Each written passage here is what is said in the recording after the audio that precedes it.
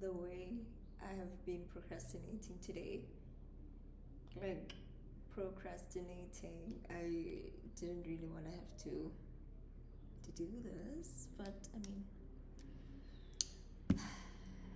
so today I will talk about um, my personal story. So, how I became the person who can communicate, how I became a healer, like from like the story, man, the story. Okay. So when I was 10, yes, when I was 10, my great grandmother passed away. It's about 23 years ago now.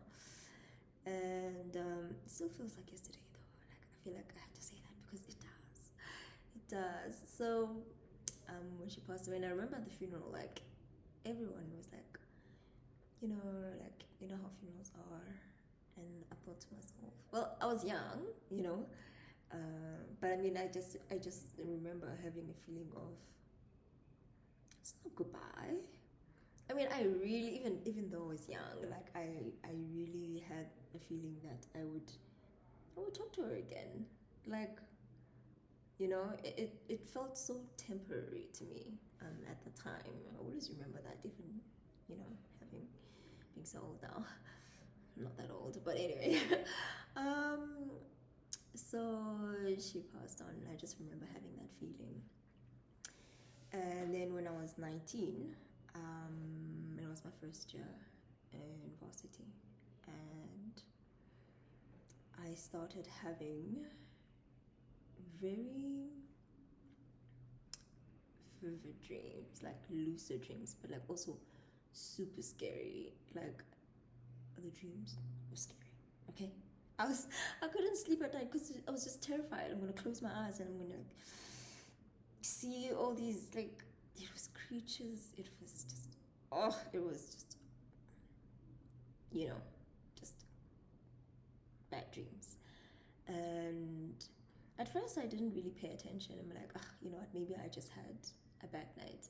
However, the next night also, okay, no, maybe it's just like, maybe I'm stressed. And I kept going like a few weeks, and I'm like, maybe, I don't know. Okay.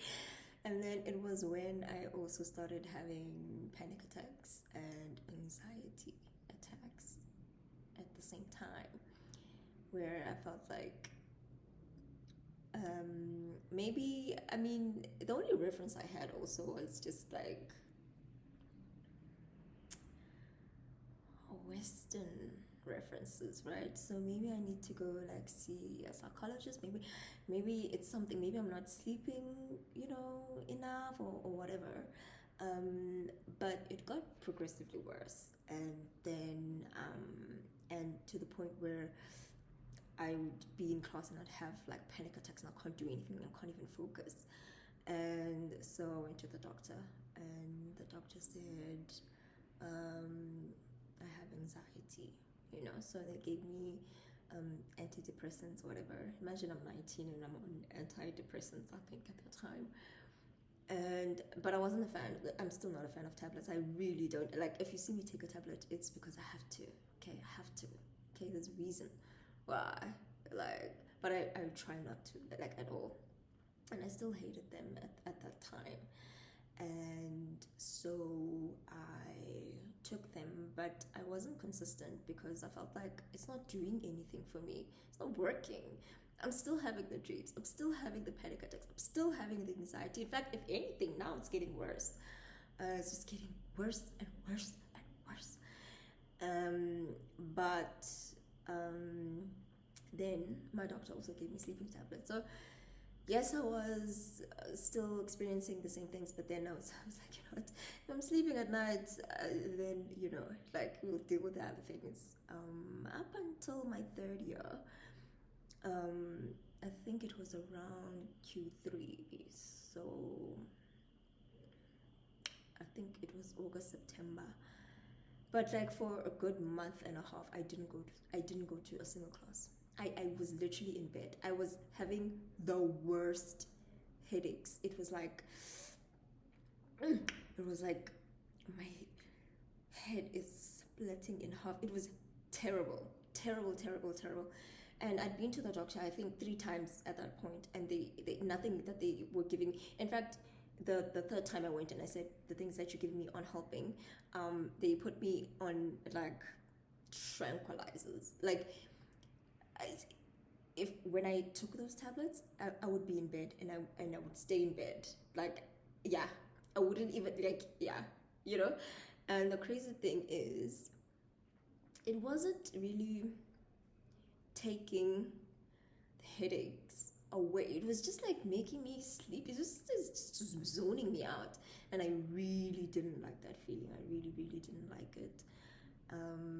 But I thought, what's the alternative? I mean, the headaches were bad, and imagine my parents were back home, and I'm alone at school, and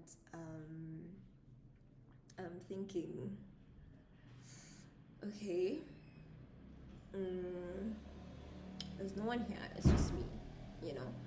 And what am I gonna do? Because it's not as if I know. The only thing I know is what I've been doing, going to the doctor, and the doctor can't help me. And the things that they give me is just making me feel worse. But I remember even from when I started having those dreams and the panic attacks, whenever I used to think of my great grandmother, I used to feel better.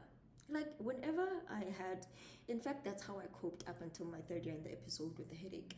It was, I know when I think of my great grandmother who passed when I was 10, that's why I started with that. When I think of her, like I can calm down, right? And I don't feel as, I don't feel that panic, that feeling. Um, but fast forward to this headache episode, and it was bad. Like for, yeah, like I said, a month and a half, I didn't go to school. I did not attend a single lecture. I didn't. I didn't. And in fact, I thought I was gonna fail, you know. Um, but then I went home for the holidays that week, and I remember my mom was like, "Oh, you lost so much weight. What's going on? Oh my god!" Because she had no idea, obviously. Because on the phone I'd say, this and this is the situation, but I didn't have any idea with how I looked and what was going on. But I lost a lot of weight, not too much at that time versus later. But anyway, we're getting there. And I wasn't feeling 100%, but I was a little better. And I mean, I can't say what helped. I think maybe I just needed to sleep, because I was sleeping, like, I think I slept for like a month and a half. Like, I slept like the majority of the time. And then I was able to go back to school. I went back to school, and I went through. And then in my fourth year, I was like, you know what? So share pants, because now I'm tired of. I'm just tired. Now I'm tired. I wanna go home. Like, I was just like in my feelings, man. About, like, I don't know. And I was having the panic attacks and anxiety again, but like it was on steroids. It was really bad. But to be fair, my experience at varsity wasn't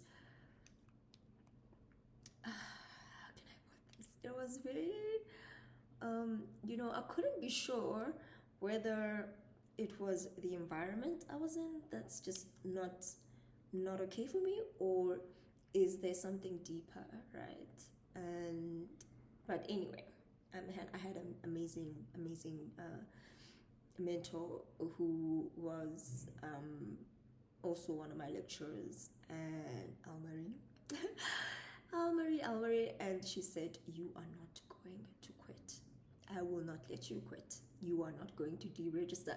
And literally, she caught me like at the door of the dean's office, and I'm gonna be like, "Yeah, no, I'm leaving." And she's like, "No, you will not." Amazing, because now when I look back, I feel like it was really just my angels being like, we're not gonna let you do that. Don't be crazy. So I finished. And I went on to work.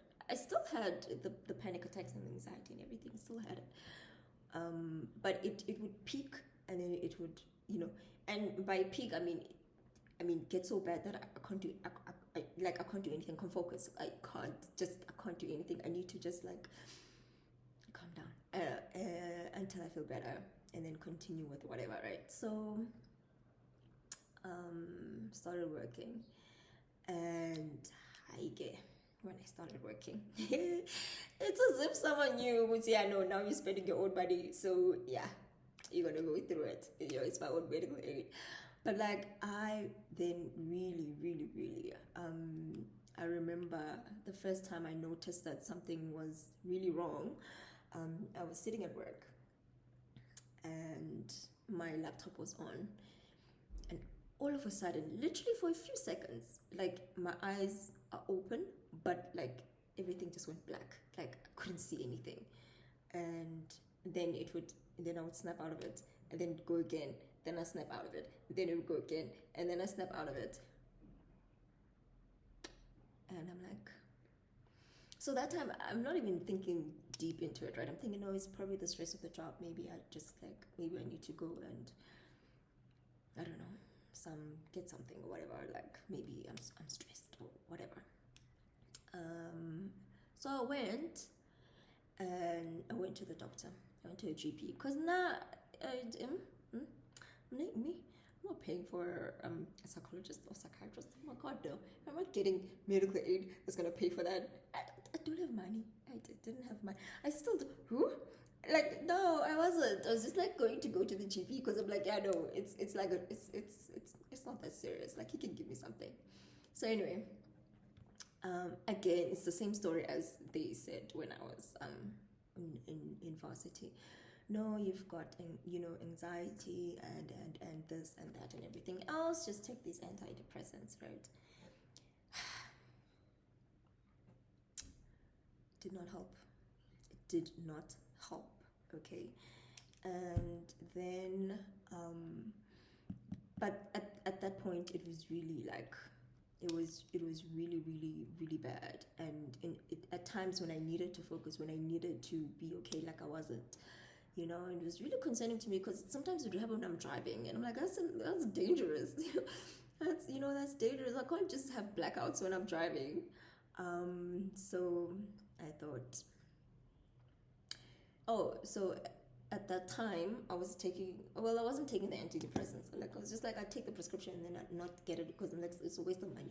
Okay, but the sleeping tablets I did always take. I always take them because if anything, like I can sort of handle the other things. It's just, but I need to sleep, right? So at that time I was in my 20s, and then my mom, and I don't know how this came about actually. Then she said, no, let's go visit someone about this and see if maybe there isn't like a spiritual cause to it or something. Like, let's see what's happening. And then we went to go see this other man, okay, in the Eastern Cape background from. So, and he said many things, man. But I was like, you know what? Sometimes as kids, you'll do something for your parents, but like, just put them at ease or whatever. But at the time, also, I was like, you know what? I'm open because I don't know what's going on, and if it's gonna help, then you know what? It's fine. But he never said anything about ukuthi, no, you've got nohamba nabantu abadala okanye kwathini izinto ezinjalo. He just attributed what I was feeling to basically like outside forces and things. And I don't know if I was convinced because I always knew the feeling that the constant feeling I always had was, whenever I think of my great grandmother, like then I feel better, then I feel better, then I'm okay. And then there was an aunt of mine that I loved who passed on after my great grandmother passed away. And whenever I thought of the both of them, like I always felt better. And I think that's why I didn't really pay much attention to it, because I just know, okay, let me just think of them and then I'll feel better. So then after that man had said what he'd said, etc., Okay, so it was just that one time, and then I was like, okay, whatever. But then moved on with life, and then I decided to leave Cape Town and relocate to Johannesburg. Yes, at first it was about a boy, but anyway, we'll talk about that later. I decided to relocate. Right? I'm like, no, I've been in Cape Town for a minute. I need a new challenge. Hey, and also terrified at first. I think, oh, they're gonna hijack me. Oh my gosh, they're gonna like do all these things to me to work. Not the case. No, it's not. Guys, don't be scared. It's okay. It's okay. So anyway, relocated, and I got here. The first day I got here, I remember. I think it was that day, or it literally just so happened between no more than 3 days, but it was just very quick. I got a call from my dad, and he's like, "Yo, your mom and your aunt are on the way down," because he knows I don't like surprises, especially those kind of surprises. Don't surprise me like that, you know. So just a heads up, they're coming to see you. Your cousin said you're not well, blah blah blah blah blah. Mind you, I'm not thinking now that I'm not well. I think now I'm fine. The thing is, I had lost a lot of weight, like, But like as women, like sometimes you just think, oh, it's great, like but like it wasn't. Because this one time I went hiking with my ex, and he took a picture, and when I looked at the picture, I'm like,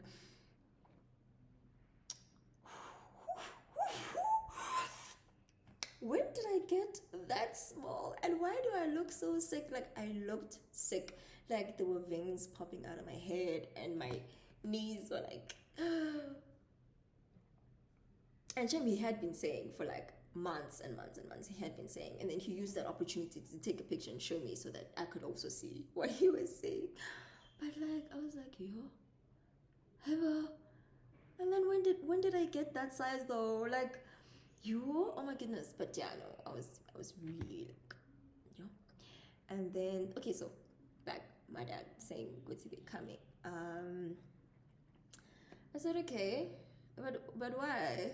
No, because NDT, your cousin said you're not well. I'm like, okay, cool. So they came, and then eventually, they got to me, and I'm just late, and I really wasn't happy. Like, listen, I love them, obviously, like my family, I love them, but like I was like, oh. Now this whole thing is all 70 something, because now I need to drive to some place to see somebody I've never, that I don't want to meet them, and also like I'm gonna be fine. Like, what guys? What do you want here? Like, So, but I decided no. Well, I didn't decide actually. Let me not lie. Yes, let me not lie. Let me not lie, guys. I didn't decide. It was like get in the car, you're gonna drive, we're going, So I'm like, okay, whatever. So we got to this other place, and guys, I felt like I've been driving for like a long time. I was so annoyed. So I don't even think I ate. So in J, I'm hungry and like I'm annoyed and I don't want to be here. But anyway, and then we got to this other boy, and he looked like a kid, like we weren't that far apart in age, and I'm like, oh God. And he wasn't wearing anything. Like, it wasn't like, it wasn't anything like anything, it was just like, just a person. So apparently he was like a prophet now. And we sat down, and then my mom started talking, because now when I don't want to talk, when I'm in my moods, I was just like, you guys said you wanted to come here, so you here talking. Me, I'm just the driver, and I didn't say I want to be here. Yeah, but I love my mom. She don't care. Like, she really doesn't care. Like, she does that to all the kids. Like, yeah, I really don't care about what you feel about it. If I think this is best for you, that's what's gonna happen. So she just told him, good to know, I brought my daughter because as you can see, even her body, this is not her body. Like there's just something going, and it's been going on for like a long time, and we don't know. She's been to all sorts of doctors, and no one can really say. It's just persistent with it, but like there's something going on. And so he was listening, and then he said, well, I mean, the thing with her is that she's like me. Now I'm sitting there, I'm really not engaged in the conversation, but when he said I'm like him, I'm like, what do you mean I'm like you? Like you in what way? So then he went on to say, no, she's gifted in this way, she's a prophet herself, she'll be able to do X, Y, Z, etc., etc., etc., but she just needs to accept accept the calling, and then carry on with and then her people will show her what to do, etc., etc. And but at the time, so he said, and part of me telling my story is I do want to just pause and then give you guys the lesson, right? So and it's coming up shortly. Okay, so he says that I am a prophetess, if we want to be technical, but like I do have a prophetic gift. Yes, I think that's the best way to put it. I have a prophetic gift, and which is obviously it's linked to the church and God, and it is that vibe. And then that's all he said. But even sitting there, and listen, I listened, and I wasn't. I mean, look. When I heard it, I was like, okay, makes sense. I've always felt like I'm a little bit of a strange bird. Like I'm a little bit strange. So it explained a lot. I'm like, yeah, no, I'm such a strange person. I'm such a strange person. But that wasn't so. But the part that confused me, because he spoke, and then we went home. But when I was on my own, the part that confused me was I have other dreams. I have dreams of myself in Glombe type vibe, and we are in a specific place, and like I really felt like I had an ancestral gift. And I remember one time I did ask someone who was I think I asked the same guy, because we did keep in contact a little bit after that, but and he said no, and I was like, man. But at the time I was like, what, and he spoke so negatively about an ancestral gift, like about the Nyaga and Sangoma part of things. It was just so scary. And looking back, I'm like, how did I allow someone who isn't even my culture to scare me about my culture? Doesn't make sense, no? But anyway, so and the lesson that I just wanted to highlight with this particular part of the story is that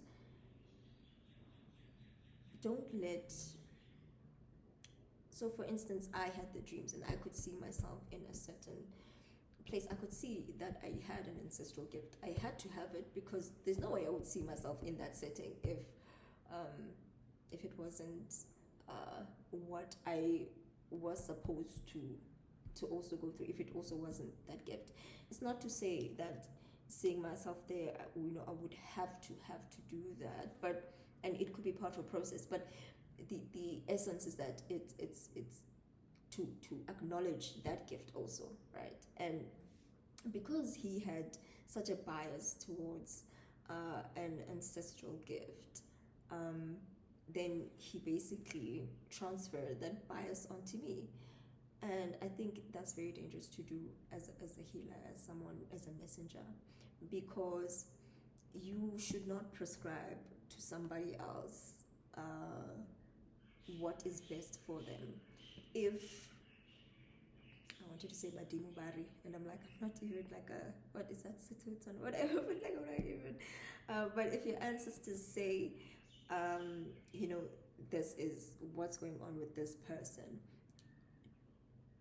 don't include your personal biases, you know, into the reading, into the person's message. It's not your message, it's their message. If they want to take it on, they should. If they don't want to, but it's for them, right?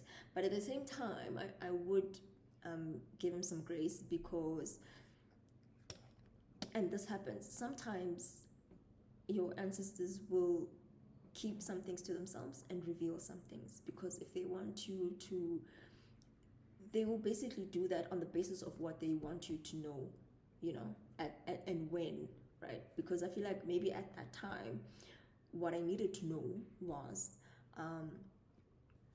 the prophetic gift that I had. That's what I needed to know. That's what I needed to grow. That's where my focus had to be. And then later on, I would have really then gotten to the ancestral part of it, right? But I guess the lesson just is don't be biased, because you're really biased against something you don't know, something you haven't experienced, and it's very important in this line of things that, you know, that to not really, don't be too opinionated, to the point where you prescribe things to people in processes that you really don't know, because he hadn't gone through that. He didn't have an ancestral calling, so he doesn't know what it entails. But to vilify it, just going to scare people and really delay things and for them, right? So anyway, and I remember after that session with him, then I just said, okay, it's fine. I'll go home to my great grandmother's house, and then I'll tell her, no, it's fine. I'll take it. But I mean, there's no but. It's my great grandmother. If she tells me something, I'm gonna do it. Okay. So it's just like, you know, it's, I will take it up, because it really helped me understand myself. Like, I didn't feel so, because I grew up feeling very strange, like very like, yo, I'm very strange. I'm really not like a lot of people, like, but I did say to her, it's just like in my last video when I was talking about negotiating with your ancestors. My negotiations, it was that day when I was saying, "Good, I'm taking the calling," but and Zanga didn't even for my guys with that process. Okay, it was just like it was basically a path, but I did have, I think, a gold, because I dreamt of that process. So I just did what I dreamt of, and it wasn't called anything. Don't be afraid to do that, guys. Look at me, I'm fine. It wasn't called anything. It was just, I dreamt of the process that I needed to follow to accept the calling, because she came to my dreams and she told me to do this, here, and then it's gonna be accepted as, you know, Uguti, you take it on, and then we can continue with you. So I did that, but I did my negotiation right then, and I said I will, but I don't want to have to leave corporate.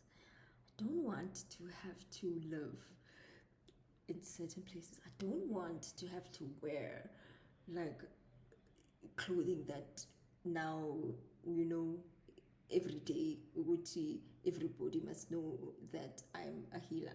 I want to be confusing to people. I want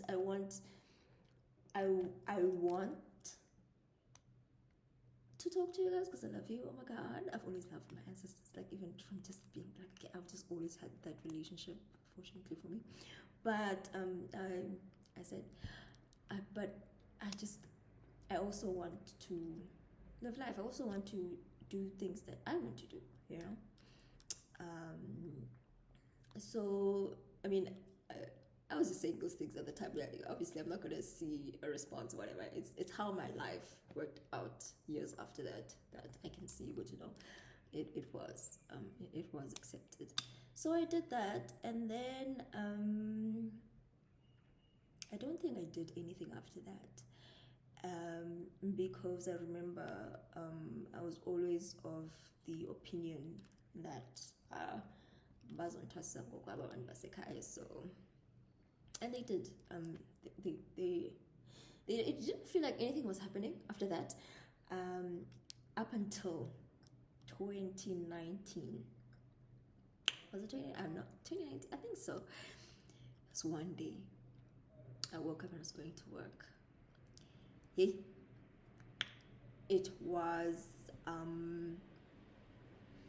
after 4, and it felt like I was losing my mind. It felt like I was going crazy.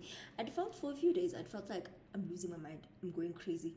Like I'm going, like the people you see on the side of the road that are like doing weird things. It felt like I'm days away from being those people. Like it's like I was losing my mind.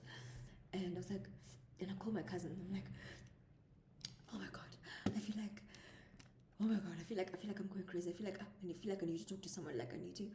And then she said, no, she knows this man was the St. John's. So we should go there after. I'm like, I need to go after work because I'm not gonna sleep tonight. Like, I don't know. It's just like I think maybe for 2 weeks prior, I'd been feeling that way, but ignoring it, and then feeling that way and ignoring it, feeling that way and ignoring it, and I just thought it was stress because I was stressed. Yeah, I was stressed at that time. So I thought again, it's always me and stress because I'm someone who likes to stress. So I'm always confused. Wait, is it stress or is it like a thing? So then we went to St. John's, and imagine I'm wearing pants. I'm coming from work, and then this granny, okay, I think she brought us a blanket organism, but like she brought us something to put over our waist and stuff so we could get into the church. When I got into the church and sat across, and I had to wait and wait and wait. But anyway, finally, when I got to see the pastor, I'm like, all I wanted. So listen, I didn't want a reading. I didn't want a reading from him. I didn't want. All I wanted was to know that the way I'm feeling is valid. And yeah, I already knew what I was supposed to do, but I just wanted someone else. I wanted to see if someone else is going to say what I'm thinking. And he said, and I said to him, I'm not feeling good. I'm not feeling good. Like something's wrong. I want to go home. I want to go home. And then he said, okay. And then he said, yeah, no. Yeah, it is valid. It is valid. He said, he spoke about what I was feeling, and then that if I don't do what I'm feeling like I need to do, then I will disappear. Okay, which wasn't crazy to me, guys. It wasn't crazy. I was going to disappear because I felt like I was just like, I need to leave. I want to go home. Nah, I'm gonna leave this job. I'm gonna leave everything. I'm gonna go home because my spirit wants me to go home. My ancestors are telling me to go home. Just go home. Just leave everything. Go home. Imagine I have bills to pay. I have bills to pay. I've got my flat. My lease is not up. There's just so many things. And I remember that night I got home and I called my mom and I said I'm going to resign. And she said, no, why? Yeah, you know, those concerns. And then, but in motherly fashion, I think it was the next week, but it felt so quick. She was here, she was here saying no. So she also wanted to go see this man was at St. John's because my mom was supportive like that. So she went and he told her the same thing. Could see, just let her do what she feels like she needs to do. If I don't know why today I want to call my ancestors Badimu, like maybe someone Sutu or Tswana is going to see this video. I don't know, because Badimu, I don't know. If you've been having that or those words, like I don't know. Tell me. So anyway, um, so she said, and he said, no, if she feels that her ancestors are telling her to go home, then she must go home. And then I was like, no, but she doesn't know. See, why? And he's like, she doesn't need to know. She doesn't need to know right now, you know. And which is what I told her. I'm like, it doesn't matter. It doesn't. I don't need to know now. I don't need to. I don't care to know why they want me to go home. All I care about is that they want me to go home now. And but after that visit, so she was like, she was okay. And really, I just needed her to be okay, because if yeah, no, if it were completely up to me, same time, leave, take, I don't care, I would leave. Like, the way I was just like on, like, my ancestors were calling me home. So I resigned. I literally left. I left my car here. I left my flat here. I left everything. I took a suitcase. Okay, packed a suitcase, got on a flight, and I went home. And I stayed at home. I stayed at home for 9 months. And but at that time, and that's when I think that my ancestors initiated me, because after that, then I could my intuition was I grew spiritually, and I did all the other things that are part cultural, so Kwanzulu Ndambu and things like that, and being strengthened from your home. And then I didn't do much of the prophetic stuff, like going to, the river or praying at the mountain, and right, because I hadn't really been too deep into that ever. So, but yeah. And then, because to me, when I left, they said, no, just leave, come home, and then before a year is over, you're gonna go back. And funny enough, before I relocated to Johannesburg, when I was still in Cape Town, they told me that I'm gonna go to Johannesburg, but it won't even be 2 years. Then I'm gonna need to go home, and it happened exactly that way, because after I relocated, it was a year and a half. Then I felt like, no, I'm leaving. Then that's when I left, and then I went home. As they said, it wouldn't even be 2 years after you leave Cape Town. You wouldn't be in Joburg for 2 years. Then you're going to feel like, then we're going to call you home. And then even after we call you home, we're going to send you back. And that's what they did. They sent me back. They sent me back. And I came back. But I still, obviously, I could always feel good to know there was like things missing, and there were like things that I still need to do, because as much as I could channel, as much as I could, my dreams came true, and I could, if dreams I had about other people came true, and things that I tell people would be happening or would happen, and things like that. But what I kept saying was, I want to be able to just read. I want to be able to just, I want to feel switched on. I didn't feel switched on, And then I remember it just got progressively worse and worse and worse. But then again, still, I was stressed. And then, the anxiety came back, and I'm like, I know, but when it came back again, I didn't feel as bad as I did the first time, because I knew it was alerting me to something. There's something that I need to do. There's something missing.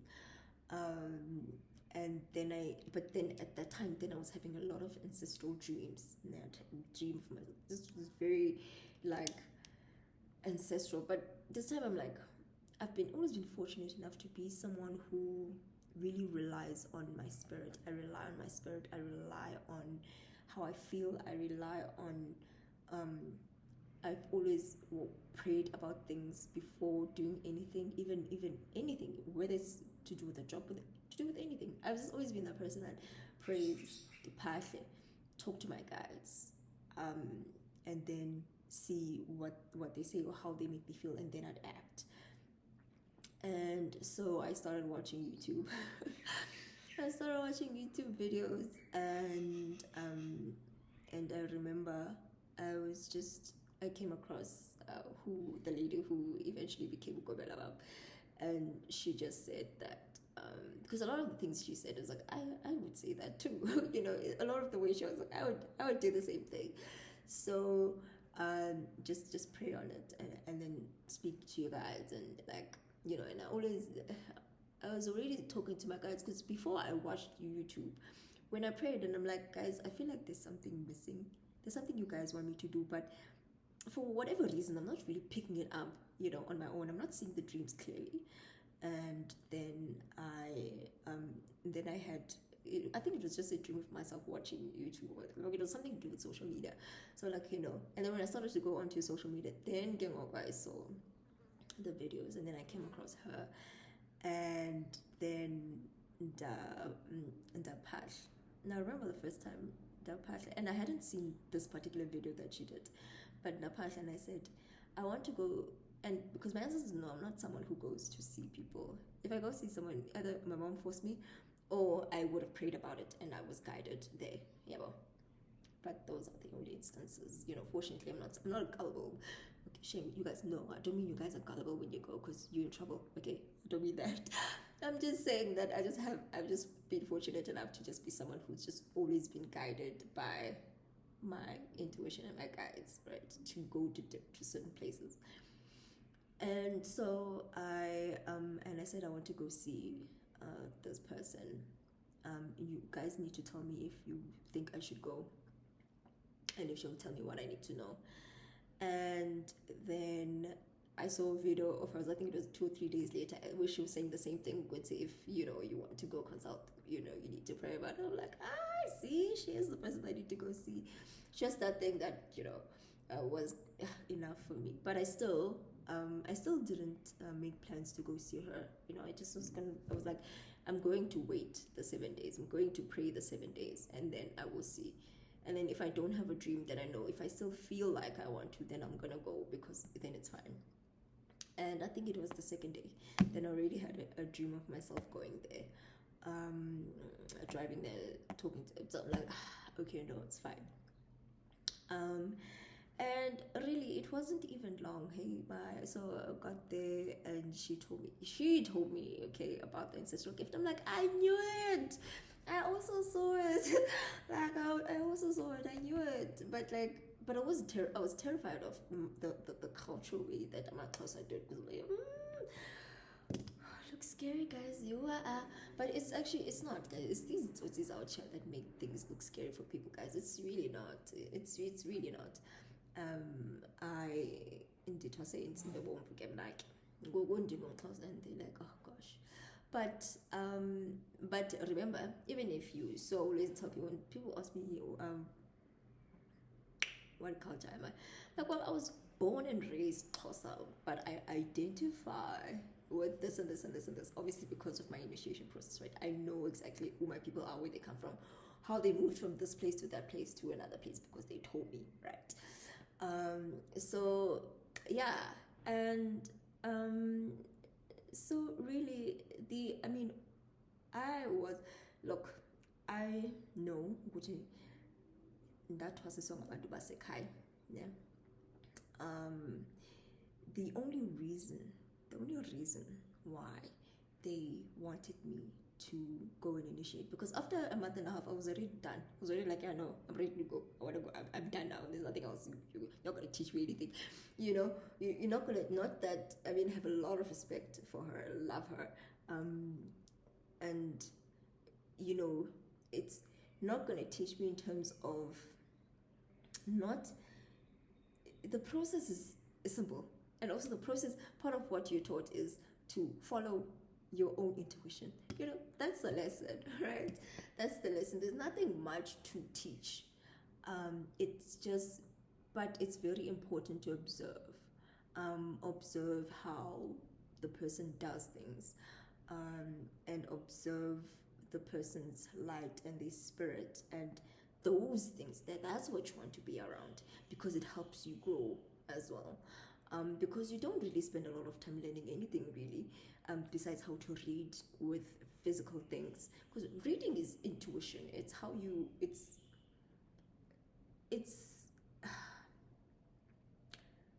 not the things you see, guys. It's not, oh, can you like, like, sometimes when I see people do these things like, oh, but all these like theatrics, I'm like, years. Anyway, I'm not there. Um, but I was ready to go in a month and a half after I'd started my initiation, because I, like my people, firstly, they told me that you're not going to stay long. You're not going to stay long.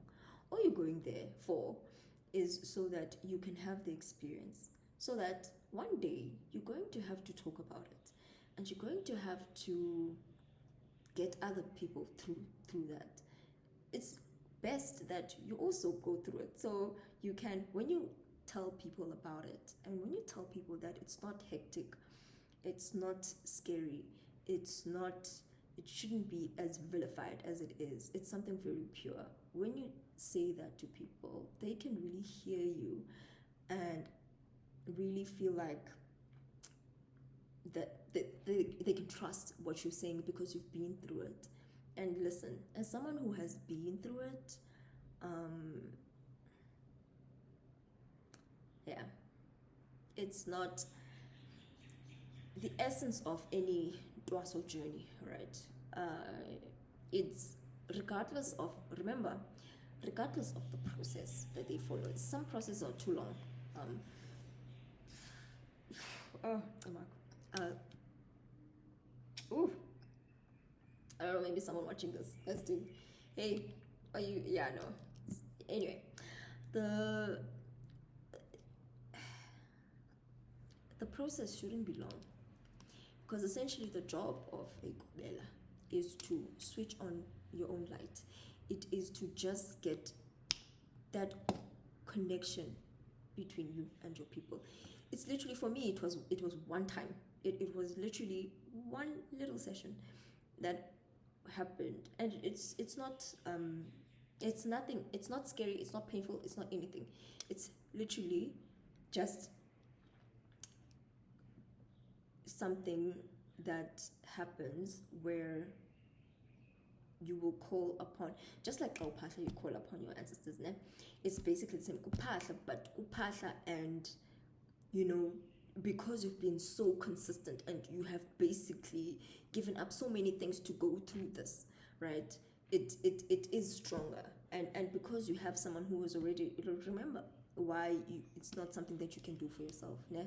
And why you need someone, because you know, okay, you don't know, maybe you don't know, but ancestral anything, there is a hierarchy in the ancestral world. And I love it for that. I love it for that because I like rules. You know, I like that we follow rules and things are in order. Yeah. So there are rules and there's a structure, right?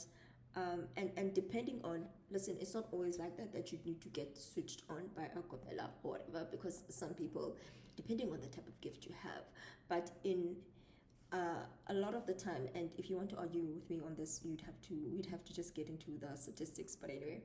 But a lot of the time, if you are someone who's going to work with other people, who's going to have to channel other ancestors, they would need to recognize you as I want to use the word ordained, or as basically you have, it's like getting a certification in order to get a certain job, basically. Hope that makes sense.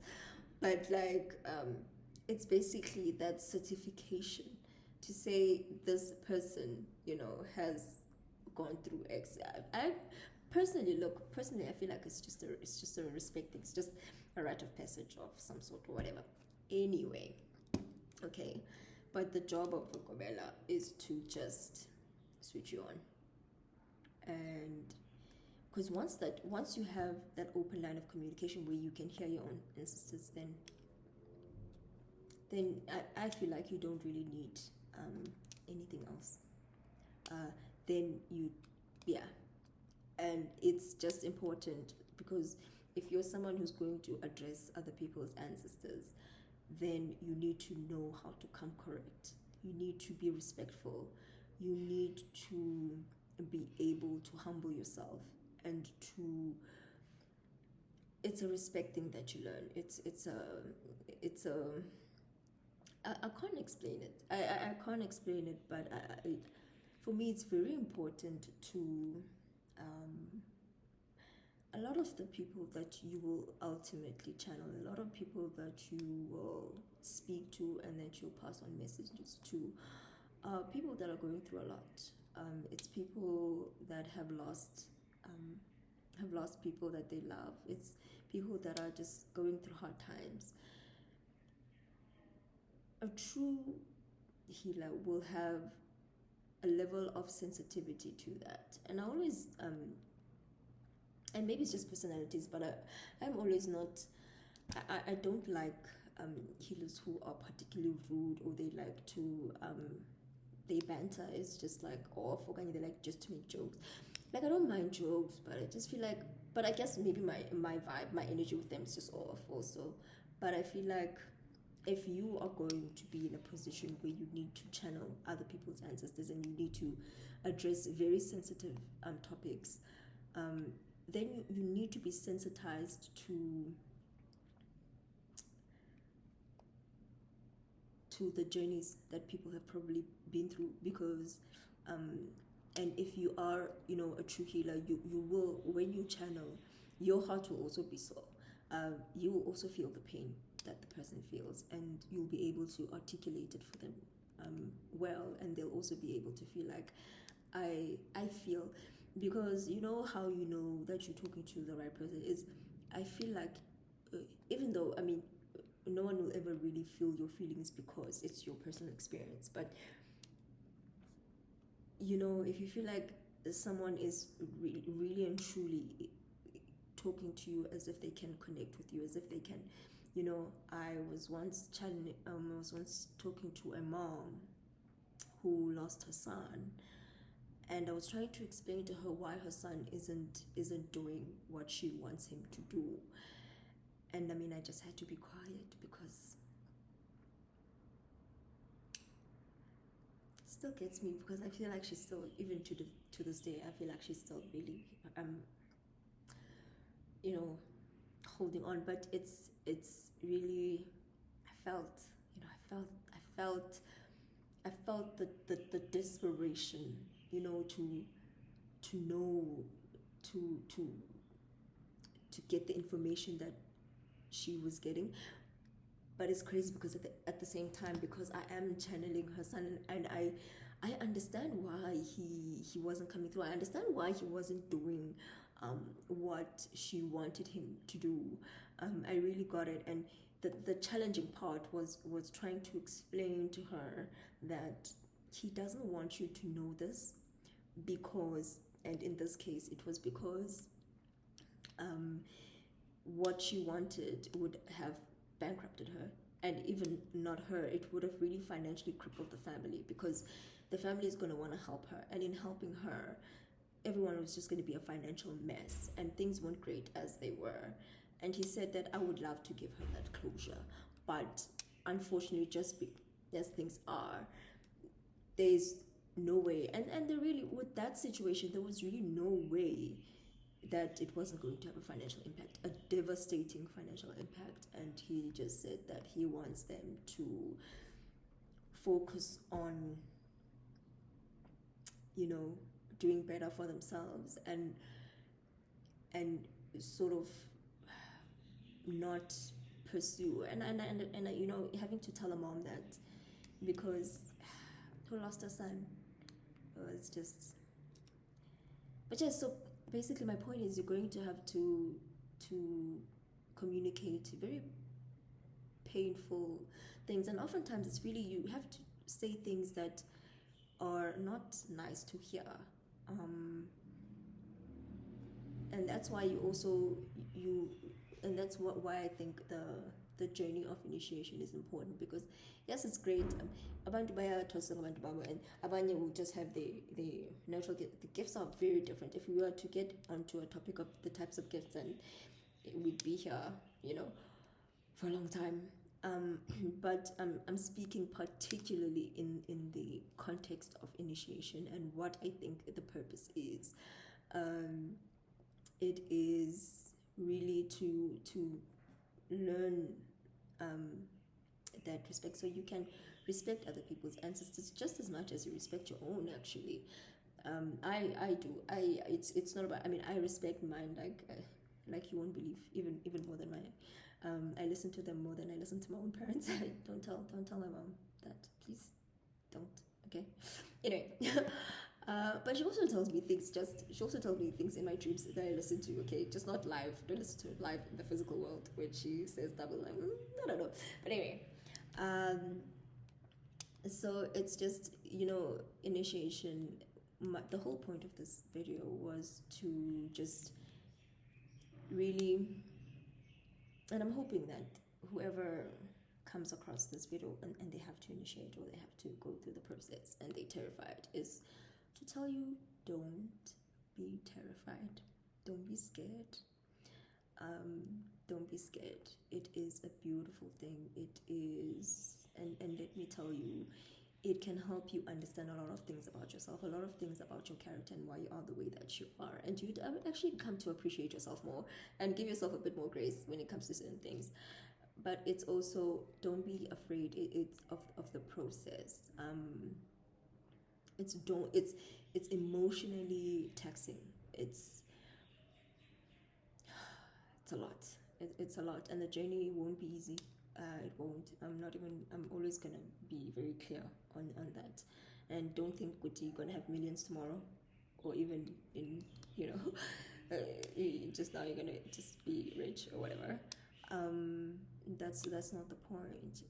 The point is to groom you into somebody who can sort of be a healer and a psychologist all in one, and be someone who cares about other people, who cares about the story that you are supposed to convey, who cares about the message. Because being a messenger, that's what it is, right? Being a messenger, you need to care about the message, and you care about the receiver, right?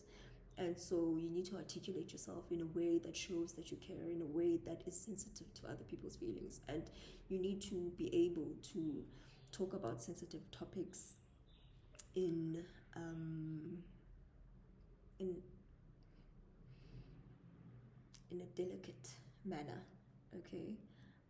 There's nothing scary about initiating. There's nothing that you can't do. And don't be intimidated by the process or even other people. Just focus on your path, your journey, and making sure that no matter what you have to go through, as long as at the end of the day you communicate with your ancestors, your angels, your guides, and you're comfortable that they can hear you and that you can hear them. And then, because the training you to be someone who can communicate to spirit and who can communicate with other spirits, that's something that's gradual, that will happen gradually, and you're not going to be able to communicate to everybody. But in most cases, whoever you come across, you will be able to help them. So focus on the beauty of the gift, the beauty of being able to communicate with your loved ones. Because I miss mine all the time. But it helps that I can pray, and I can feel them, and I talk to them like they're here next to me. That's why I never get bored. I can chill by myself for like a long time and not even feel anything, because but that's just me. But yes, guys, don't be scared. You can be fine. And it's not as bad as what people make it out to be. The only things that you need to look out for is who does it for you. That's very important. That will basically determine your entire experience, but also making sure that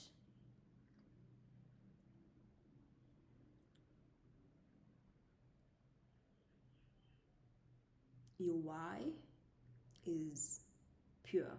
It's pure, it's sincere, it is not grounded in material things.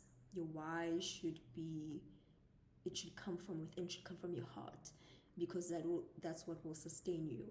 If you're doing it to make some extra money, or anything, just money or something superficial, then you won't truly get to realize the beauty that it is. And again, I'll always tell you guys to please, in all your endeavors, in anything you do, be sincere, keep your intentions pure, and good things will flow to you. I'm telling you.